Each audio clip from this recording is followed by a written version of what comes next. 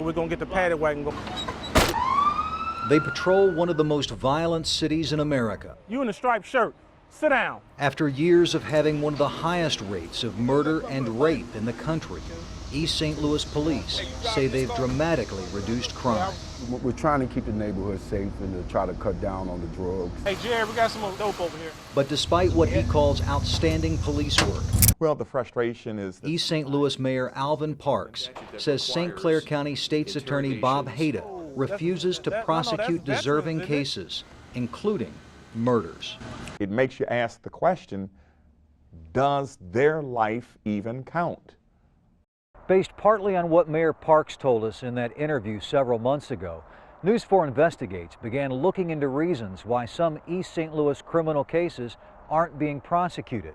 And what we learned is that the county's top prosecutor doesn't trust the information he's given by some city police officers. In recent years, State's Attorney Hayda has identified 15 East St. Louis police officers that he would not use as essential witnesses in felony cases. 9 of those officers are currently on the force. He says he informed city officials in writing about each decision. The police officers get treated just like any other witness. Hayda says officers with blemished records jeopardize cases. A criminal act, whether it results in a conviction or not, puts an individual who wears a badge under scrutiny. Our investigation found at least 19 East St. Louis police officers, roughly 1 out of every 4 identified on a recent personnel list, have been charged with violent felonies or criminal misdemeanors. 4 were convicted of assault or battery. Officer Bonds? Officer Alan Bonds is charged with aggravated assault for beating and stomping a man. He is awaiting trial. Could Alan Bonds be an essential witness in a criminal case? No. Officer Lance Murphy was charged with aggravated battery for hitting a man in the head with a gun.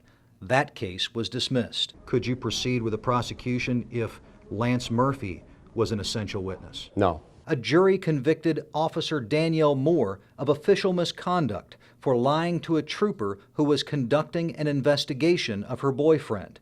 A judge threw out the verdict. Could you proceed with a prosecution if Danielle Moore was an essential witness? No, we couldn't. All 3 officers are still on the force. To sit here and say cases are not getting prosecuted and things are not getting charged because of credibility of the people that's bringing them to you, I don't agree with that. Police Chief Michael Baxton says he takes the prosecutor's concerns seriously, but like many of his officers, Baxton has also had run-ins with the law.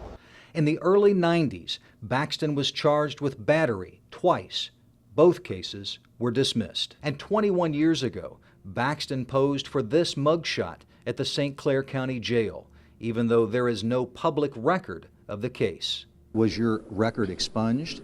I do not have an arrest record. But can you explain why you are in a mugshot taken on August 15th, 1987?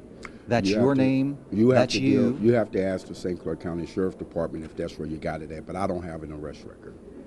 Chief, I'm asking you if you can explain why you are in this mugshot. I can't explain it. There are good, competent police officers that work in the city of East St. Louis, but you have to weed out those that aren't. We shared our findings with the mayor last week, even giving him copies of criminal records. The city immediately launched its own investigation. we will do everything we can to make sure that the credibility of these officers is what it's supposed to be. It's unclear how many officers have been disciplined for their conduct or how many cases weren't prosecuted because of their involvement as an essential witness. Based on our findings, East St. Louis City Manager Robert Betts told me that he's reviewing the background and records of every officer. Craig Cheatham, News 4 Investigates.